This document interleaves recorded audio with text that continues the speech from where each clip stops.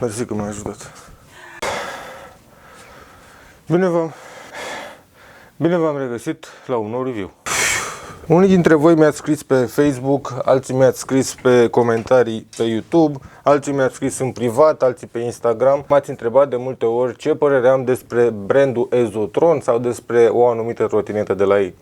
Așadar, a venit timpul să mă interesez și am aflat următoarele lucruri. Ezotron colaborează direct cu 3 fabrici din China care au contact cu piața și știu ce probleme apar, știu ce să repare și ce să îmbunătățească la trotinete. De asemenea, fiindcă lucrează direct cu fabricile din China, au mereu acces la piese de schimb, la piese pentru upgrade când aleg o trotinetă, pentru că Ezotron nu doar cumpără trotinetele așa cum le găsesc ei, încearcă cât de mult posibil să le upgradeze. Dacă se poate pune voltaj mai mare, se pune voltaj mai mare. Dacă se pot pune frâne hidraulice sau pipă sau semnalizări, ei încearcă pe cât posibil să pună la toate trotinetele aceste lucruri și în special încearcă să pună baterii de calitate cât mai bună. LG, Panasonic, orice este pe piață să fie de calitate înaltă. Bateriile sunt mereu verificate de ei ca să nu existe riscul de a fi păcăliți de chinezi, ca să zic așa, cu celule mai slabe, îmbrăcate frumos și etichetate Panasonic sau Samsung. Deci asta mi-a plăcut foarte mult și după ce am auzit lucrurile astea am decis să încep o colaborare cu Ezotron. Mai sunt lucruri care trebuie menționate și toate sunt pozitive. Prețurile de la trotinetele lor în raportul calitate-preț sunt cele mai mici de pe piață pentru a nu stagna stocurile, pentru a nu sta trotineta prea mult în depozit, pentru că bateriile se deteriorează dacă stau degeaba prea mult în depozit și atunci trotinetele de la Ezotron nu stau mai mult de 2 luni în depozit, de aia e și prețul așa de mic. De asemenea oferă și suport, piese de schimb, cum am spus, service, au absolut tot ce înseamnă mentenanță, garanție și customer support. Și ca un ultim aspect, toate modelele se pot vedea în showroom înainte de a fi cumpărate, nu trebuie să le cumpărați direct online. Nu se pot testa încă, dar în viitor am înțeles că o să includă și posibilitatea de testare. Iar acum, hai să vedem ce avem în cutie. E prima dată când deschid cutia asta, am văzut manualul ăsta, scrie pe el 10 Dual, ca și pe cutie, și în el am niște poze cu 10X. Eu sper să fie totuși altceva, că băieții de la Ezotron mi-au spus că e o trotinetă care o să-mi placă foarte mult, dar nu mă gândeam că o să-mi trimită un 10X. Deci cum a venit cutia pe ușă, cum am și pus-o pe birou, pentru că în primul rând e foarte mare, nu am loc să o pun altundeva în casă, și în al doilea rând vreau să văd ce e înăuntru. Avem aici un set de capace foarte tare. Capace de cauciuc pentru piurițele de la roți. Mai avem aici un încărcător 58,8 V maxim. Deci trotineta e pe 52 de volți. Un cablu de la încărcător, un set de imbusuri,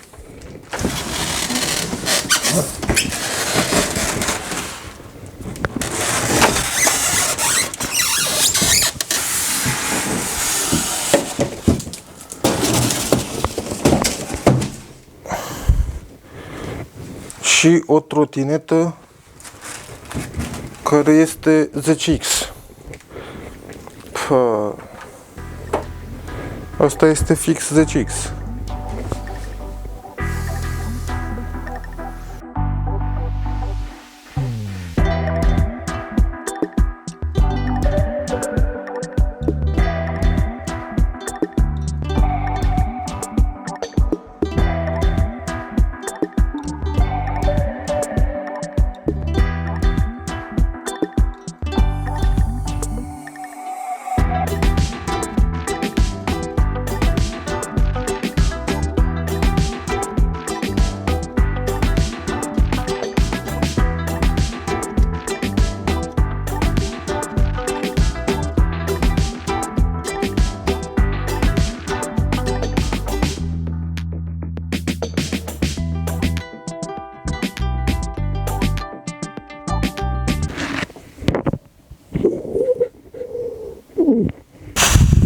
Ok, avem un 10X.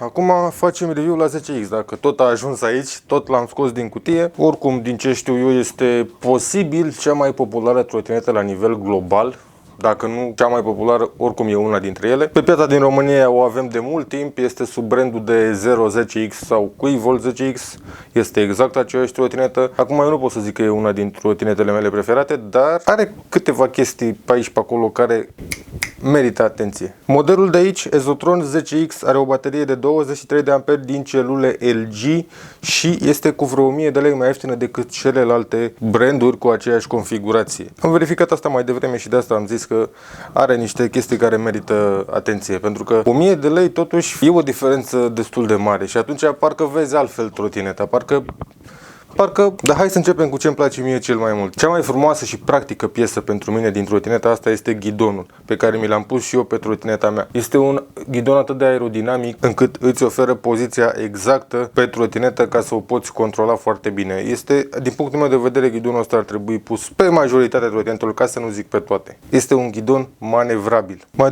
departe, pot să zic că brațele îmi plac, nu-mi place culoarea, m-am săturat de atâta roșu, dar îmi place că sunt solide, nu văd nicio posibilitate să poți rupe brațele astea în niciun fel. Orică mergi pe trotinetă, orică o arunci de la etaj, nu prea văd cum ai putea rupe brațele astea. Sunt foarte solide. Acum trebuie să ne gândim și dacă era nevoie să fie atât de groase, pentru că cu cât sunt mai mari și mai strong, cu atât cântăresc mai mult. De asta trotineta are undeva la 35 de kilograme, mi se pare enorm pentru configurația ei, e un punct în minus pentru mine și cu asta pot să încep să vă spun și lucrurile care nu-mi plac. Începând de la ghidon, nu se blochează, iar dacă nu faceți acest trick pe care o să vi-l arăt acum, de a pune clema aici când îl dați jos, dacă nu faceți asta, se duce ghidonul jos și se zgârie stânga-dreapta. Deci e bine că am descoperit treaba asta, dar nu cred că e scris în manual. Cred că mi-am dat eu seama. Nu. Înainte să începem să măcelărim trotineta, mai am câteva lucruri pe care le apreciez. Manșoanele astea cu loc în capete, apreciez că au pus un șurub ca să stea fixe și sunt și destul de ergonomice. Sunt ok. Avem șuruburi din alea mici pentru blocare. În acest inel avem aici șuruburi pentru reglare, joc, chiar avem și un abțibil care ne spune când să folosim șuruburile astea. Că spune că este o metodă patentată. 2 șuruburi este, e de apreciat. Avem 2 șuruburi de blocare la șurubul principal din sistemul de pliere și cam atât. Astea au fost șuruburile, mai sunt 2 aici, dar astea cred că sunt standard. Dar având în vedere prețul și puterea trotinetei, lucrurile astea mărunte sunt mereu binevenite. Ok. Asta fiind spuse, hai să începem cu partea asta mai curată și să luăm pe rând să vedem ce ne oferă acest Ezotron 10X față de alte modele. Avem niște aripi pe care eu nu am reușit să le înțeleg nici până în ziua de azi. Le-am văzut de când a apărut modelul de 10X. Nu le-am înțeles niciodată ce înseamnă plasticele astea roșii aici dacă nu sunt LED-uri de ce există. Nu a reușit nimeni să răspundă, toată lumea mi-a dat răspunsul, dar mie îmi plac. Ok, mie nu-mi plac. Mai bine nu puneau aripi deloc. Deci mai bine decât să le pun așa cu plastice roșii în șuruburi stea care nici măcar nu cuprind tot lăcașul pe care trebuie să-l țin aici. Deci mai bine nu puneau aripi. Sincer, mai bine nu le puneau. Nu mai vreau să vorbesc despre ele. Aici din nou avem niște chestii estetice și șuruburi stea în plastic pe deasupra trotinetei. E o chestie de gusturi, am înțeles, gata, am înțeles. Îmi place totuși că atenția la fire este foarte detaliată. Bine, avem și părți bune în treaba asta și părți mai puțin bune. Firele sunt într-adevăr protejate, sunt securizate în niște table prinse cu șuruburi stea, care dacă nu sunt date cu lock bond, le pierdem la prima ieșire, dar încerc să mă concentrez pe părțile pozitive. Îmi lasă impresia așa de trotinetă neterminată, e ca și cum au făcut-o să meargă, da? Erau la fabrică acolo, trotineta merge, are 2 roți și s-au uitat la ea așa puțin și... Păi e gata, îi mai facem ceva? Pune și tu niște dungi roșii pe ea și gata, dă-o la... Hai să vedem mai departe. Avem pe brațele din partea stângă a trotinetei prindere pentru etrier. Deși frânele sunt pe partea dreaptă, avem prindere pentru etrier în ambele părți. Asta înseamnă că dacă vrem, putem să întoarcem motoarele cu discul tot și cu etrier. Dacă vrem. Dacă cine știe, ne luăm alt model de frână, e bine. E bine că avem opțiuni în plus. Sunt unele frâne care vin doar pe stânga, altele care vin doar pe dreapta, e bine. Un cric micuț, protecțiile pe care le-am pus pe piulițe, avem LED-uri roșii în plac în spate cu stop pe frână și albe pe față fără nicio altă poziție. Acum la capitolul lumini, sincer, trotineta mi se pare pe la 50%, adică în afară de luminile din placă nu mai are niciun far, nimic, și nu mi se par suficiente două LED-uri mici albe pentru a vedea pe unde mergi noaptea. Deci mi se pare cumva că mai are nevoie cel puțin de un far, eventual și cu claxon, pentru că avem aici un clopoțel. Cam atât cu detaliile. Hai să vedem și componentele principale ale trotinetei, cum ar fi motoarele, care merg atât pe 52 de volți cu 1000 de W fiecare, cât și pe 60 de volți cu 1200 de W fiecare, ceea ce e foarte tare. Ne dă opțiunea de a upgrada trotineta. Poate vrem să punem o baterie pe 60 de volți și controlere pe 60 de volți, pentru că brațele sunt destul de solide încât să țină acea forță pe 60 de volți, așa că de ce nu? Poate vrem asta, atunci avem opțiunea asta. Din ce știu eu, celelalte 10X-uri au motoare standard doar pe 52 de volți. Pe lângă asta, celelalte 10X-uri au și cauciucuri de 2,5 inch lățime, pe 10 inch. În schimb, la acest Exotron avem 3 inch lățime din fabrică. Un lucru pe care îl apreciez foarte mult. Trotineta e mare, e grea, e lungă, are nevoie de 3 inch lățime, în niciun caz 2,5. Posibil chiar și 3,5 sau 4 dacă încape. Eu zic că ar putea să încapă mult mai mult, dar pentru opțiunea stock este foarte bine. Cauciucurile sunt cu cameră, janta se desface în două, se schimbă foarte simplu. Iar acum hai să vedem ce avem și înăuntru.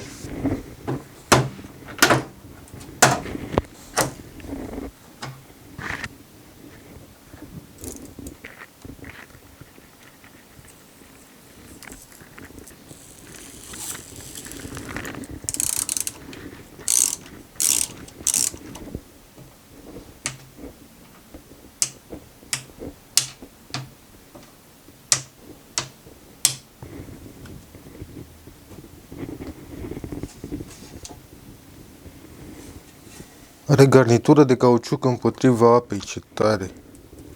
Și înăuntru arată destul de bine, chiar bateria este pe dimensiune, nu joacă, nici nu e loc pentru upgrade, ce e corect decât dacă scoatem controlerele. 58,8 V maximum, 23 de amperi, conectori MT60, foarte tare, și cu conectori XT60, foarte tare au făcut aici. Nu mai are rost să scot toate firele, vreau doar să văd ce scrie pe controlere. 25 de amperi, două controlere 25 de amperi.